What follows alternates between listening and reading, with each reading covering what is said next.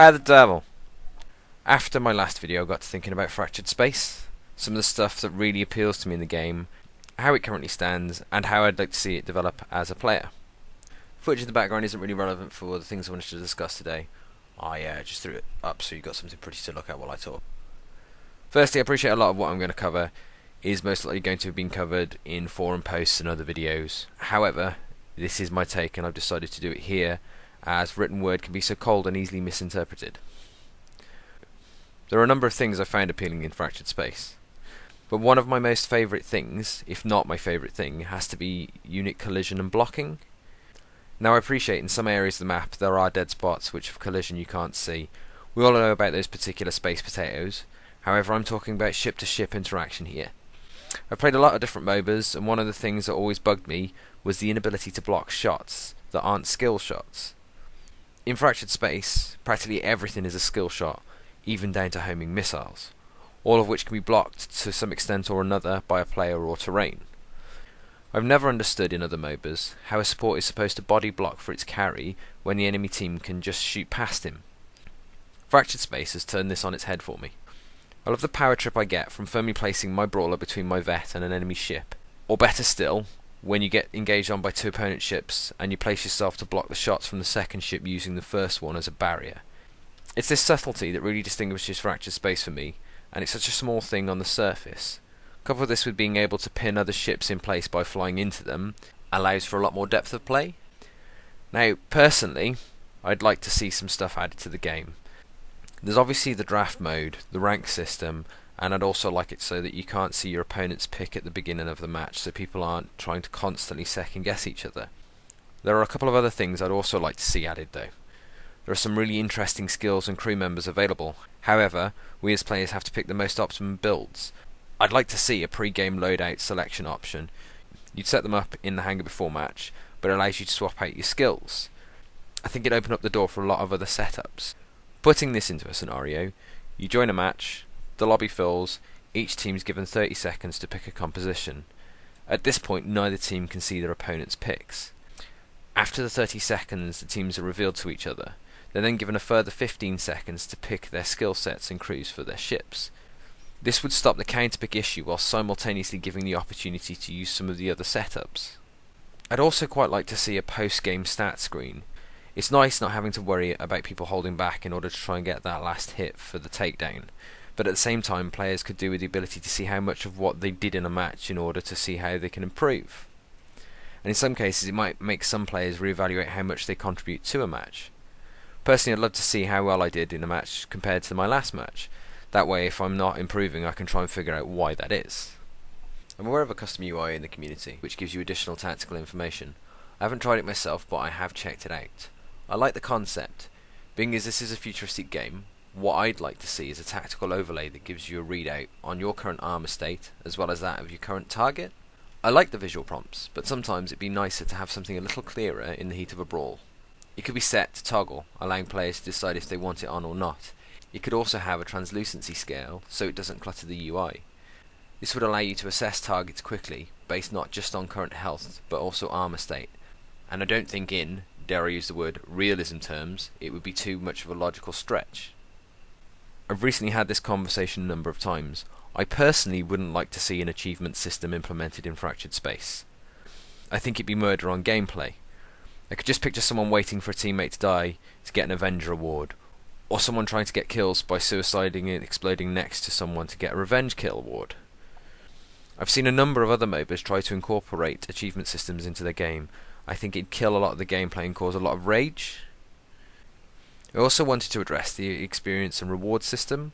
I appreciate there needs to be more of an incentive to drive people to complete objectives, something else I was recently discussing. However, after thinking about this, I think the introduction of a ranking system will go a long way to resolve this issue. At the end of the day, you're not going to get to a high rank without playing the objectives. The problem with awarding more experience to players who cap more, or seize more of the enemy's HQ, is that other players performing a distraction, giving that capping player time, won't receive the bonus. This is counterintuitive and will actually lead to a lot less team-based play and rise to every man for himself's mentality. I think you'd also notice a lot of the heavier ships dropping off a pick screen, as players will be picking the faster ships so they can run around capping stations. It's the age-old problem of a MOBA. A lot of subtle things will happen in a match that can't be monitored. Something as simple as being that one guy in gas preventing 3 enemies from jumping out safely while your team caps their base will go easily unnoticed. It's things like this that can't be quantified, but they do deserve recognition. But that's where the community comes in. Taking the time to realise what someone just did, and what in turn allowed you to do, and taking the time to thank them for it. An alternative would possibly be something similar to the Dota Compendium. This in itself would take more than the length of this video to explain, so I suggest you check it out on Google if you aren't aware of it. I like the way this game doesn't pigeonhole roles. The meta moves with the players. It's refreshing. I mention this because of another conversation I recently had with regards to ship classification and bonus experience awarded for doing whatever it is that ship is designed to do. I think the Sentinel is a great example of this. It doesn't, to me, feel like a support ship, and I don't often get much in the way of support points for it. This is most likely down to my playstyle rather than anything else. However, if the game was to start giving bonuses based on ship's role, I'd suffer greatly when playing Sentinel. I think it would also have quite an impact on the playstyle of a number of other ships. For a start, we probably wouldn't be seeing quite so many battle corvettes floating around. Whilst on topic about ships, I've also been toying around with a ship concept which I'd like to share. For those who aren't aware of it, Star Trek Armada is a space-based RTS that I played way back in my teenage years. As you've probably guessed, it's based around the Star Trek universe. The design is based loosely on the Klingon assault ship with the Commando's ability. I think it'd be quite interesting to have a ramming ship with a reinforced nose. It could have an array of launch pods to choose from, obviously only having one equipped at a time, which would board the target ship and focus on disabling a specific function, whether it's engines, weapons, abilities, or maybe even sensors. Could you imagine going completely blind for a few seconds and not being able to see any of the ships or asteroids on the screen? The power down would last a little longer than your average taser, due to the chance of the pod being shot down like any normal torpedo. I think it'd also need a short range stun or slow to stop its target as it closes in for the ram, or maybe even a boost.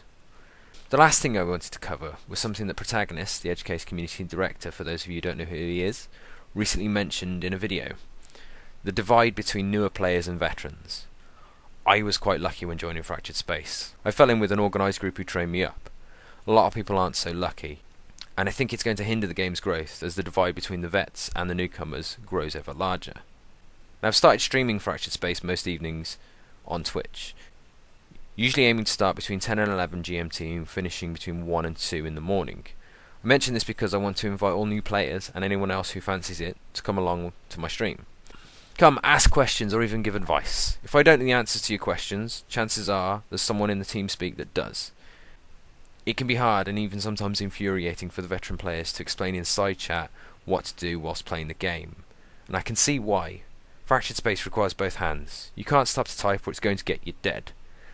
By the same token, there are a number of tutorial videos and forum posts out there that cover all aspects of the game, but it can be difficult getting the answers to the questions you have in the way you need them in order to understand. When you can live interact with a group of people with only a 30-second or so delay, it's going to greatly improve your learning experience. So as a community, I think we should come together and stop the divide between vets and newbies growing any larger. Let me know what you think. I've added a link to my Twitter and my Twitch below. I've discussed a lot of different stuff here, but I've only given a brief overview of some of my thoughts. If anyone's interested in discussing or offering their thoughts on any of this, by all means hit me up. You can get me on Twitter or on my stream, always happy to talk. Now, thanks for watching. Hit the like and share if you enjoyed it. Hit the dislike if you didn't enjoy it. Either way, please leave feedback in the comments. It's the only way this is going to get any better. Thanks for your time.